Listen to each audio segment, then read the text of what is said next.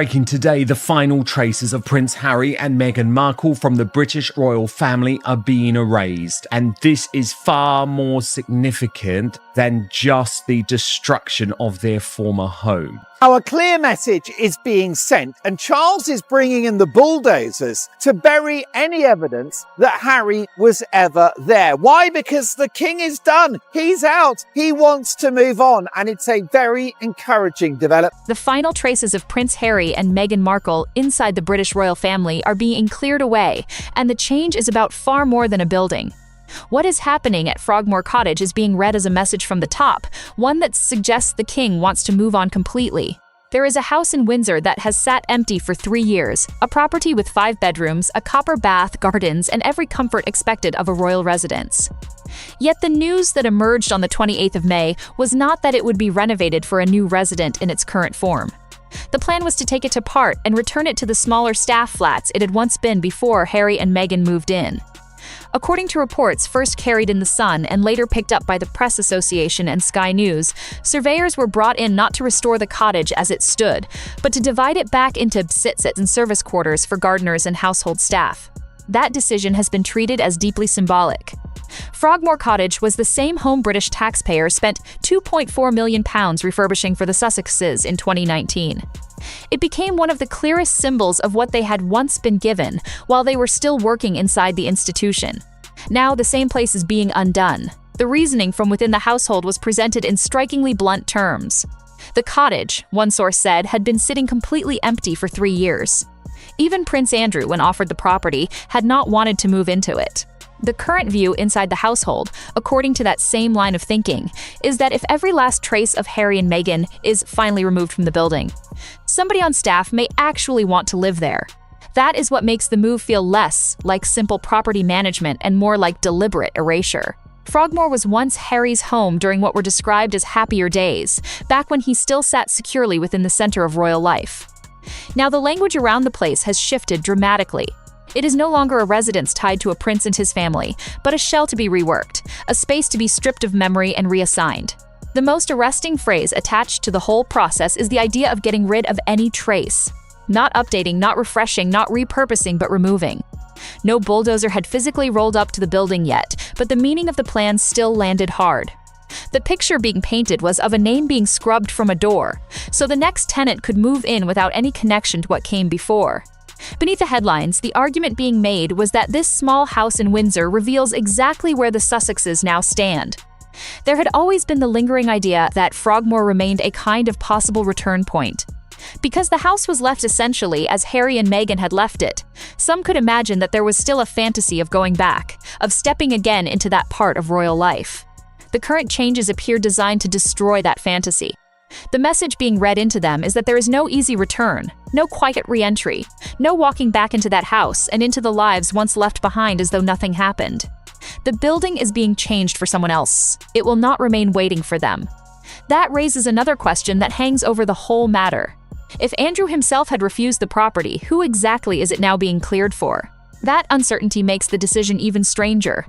Yet the unusual nature of the situation had already been acknowledged in official form. Last year, the monarchy included a simple but remarkable line in its own sovereign grant report. During the year, Frogmore Cottage had remained empty. That meant the Crown itself records the existence of this unused, publicly funded royal house in black and white, inside an official document supported by taxpayers. The institution effectively documented its own ghost house. That alone made clear how awkward the property had become. To understand why any of this carries such weight, it matters to understand what Frogmore Cottage actually was. It was never truly theirs in any permanent sense. It was a grace and favor home, lent by the late Queen as part of the arrangement that comes with serving the monarchy.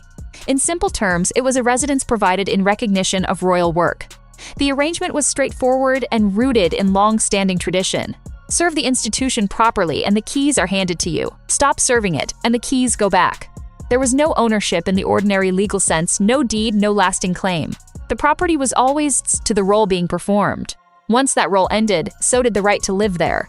The wider suspicion around Meghan had begun even earlier. According to one account, before the wedding, a very famous member of the British establishment was asked by the Queen to explain royal life to Meghan and help prepare her for what lay ahead. That person reportedly visited her every 3 or 4 weeks at Kensington Palace and came away from those meetings convinced that she had no intention of remaining in Britain after the wedding. The conclusion, according to that view, was that trouble had been visible long before it was too late to change course. She was described as calculating, ruthless, and self-promoting, but in the end, someone who had taken on more than she could manage. By the spring of 2023, just weeks after Harry's memoir had hit bookshops across the country, the arrangement formally ended. King Charles asked the couple to vacate Frogmore Cottage. By the end of June, they were out. From that point onward, the house stood dark and empty. At one stage, the palace offered it to Andrew as part of efforts to move him out of Royal Lodge and into something smaller. He declined and stayed in his much larger home. That refusal said something in itself. If even the man the palace was trying to relocate did not want Frogmore, it suggested that within the household the place had become associated less with royal privilege and more with bad memories. The taxpayer dimension sharpened the controversy further. The sovereign grant, the pool of public money that keeps the royal palaces functioning, rose to £132 million for the year, a dramatic jump from the year before. That same public fund was used first to refurbish Frogmore for the Sussexes in 2019, and now again to strip out every trace of them in 2026. The argument here is not subtle. Taxpayers funded the renovations for Harry and Meghan, and now taxpayers are funding the reversal. The house was turned into their family base at public expense, and now the public is paying once more to dismantle that version of it. The image used to drive the point home was of ordinary people in London working hard, many on minimum wage, while their taxes paid for what critics called the Sussexes' vanity project. The same taxpayers are now covering the cost of undoing it all. There is a grim symmetry in that cycle. Public money went in, the couple lived there briefly, and more public money is now going in to erase their presence. Tom Bower, who has followed the Sussexes for years and written about them in Revenge and later Betrayal, has taken a particularly severe view of the whole affair. His reading is that the couple have gone from being the most talked about pair in the world to a problem the institution simply wants tidied away. In his the process begins with bricks and mortar. It starts with the physical removal of their place in Britain.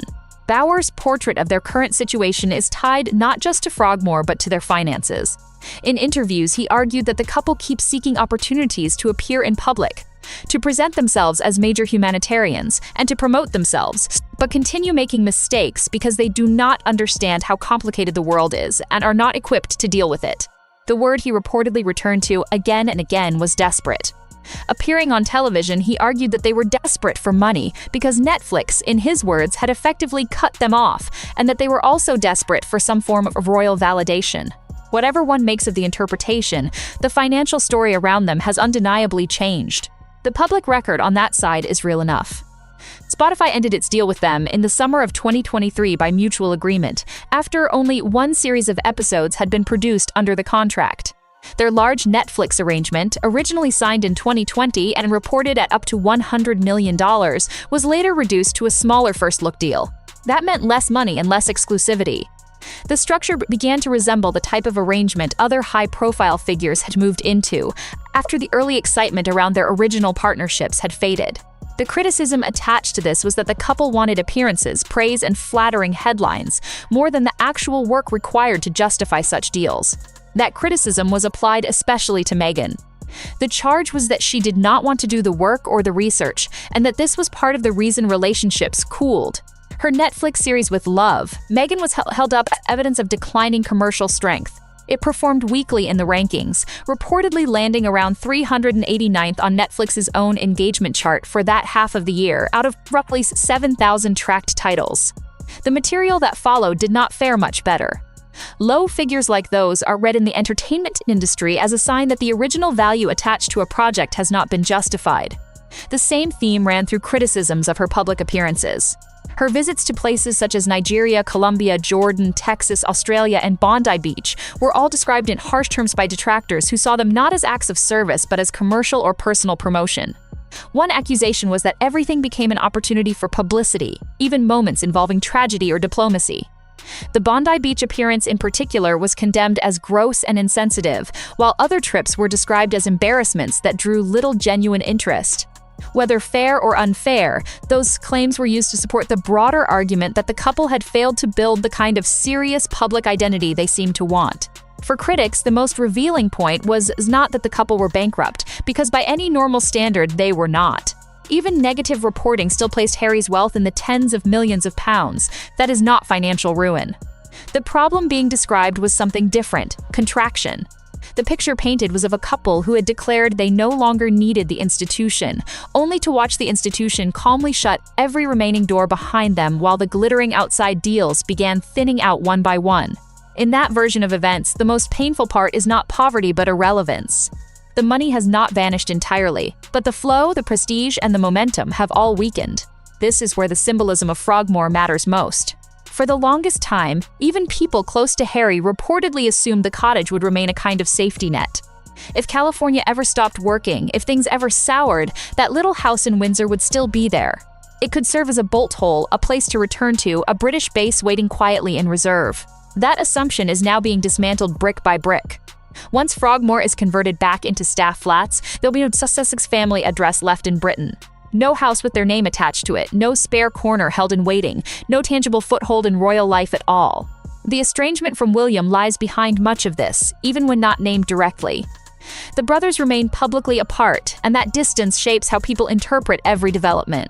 There is endless speculation about what William might do with the Sussex titles when he becomes king, but the more careful reporting suggests he may simply leave them untouched. In that view, the greater message is not about formal punishment through titles. It is about the family drawing a line in practice. The point is not necessarily to strip labels away, but to make clear that there is no meaningful route back into royal life. If any emergency plan ever existed that imagined Harry and Meghan returning to Britain in a royal capacity, Frogmore would have been the obvious place for that to begin. The fact that the property is now being broken up into multiple flats suggests that possibility is no longer being entertained. The contrast is stark. William is pictured carrying out engagements, laughing openly with his 3 children, and growing deeper into his public role. Harry is across the ocean in California, while the last physical traces of his former English life are being rearranged into accommodation for household staff. The palace door, in that sense, was not slammed in some dramatic public scene. It closed the way old institutions prefer to close things: quietly, administratively, and without explaining themselves.